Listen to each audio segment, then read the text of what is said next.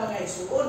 Kung sa may panginahanglan sa taong butan, sumala sa Juan 3. Niingon ang atong Ginoo sa Juan 3:5. Gawas kung ang tawo, dili igaanak, dili sa tubig o sa espiritu, dili siya makakita sa gingharian.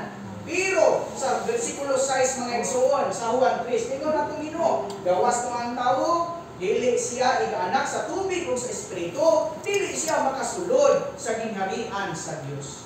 Pagpakita mga igala mga igsuon, siguro atong giisip ang atong kaugalingong nabutan ka mamata nga tawo, moral ka mamata nga tawo, apan mga igala mga igsuon, ang atong paggabutan dili pa lang na siya igo, nagkinahanglan ka sa kinabuhi sa atong Ginoo aron nga gaanak ka pag-usa. So, nagpakita mga igala mga igsuon nga kung dili ka igaanak diya sa tubig o sa espiritu, dili gyud ka makasulod sa gingharian sa Dios.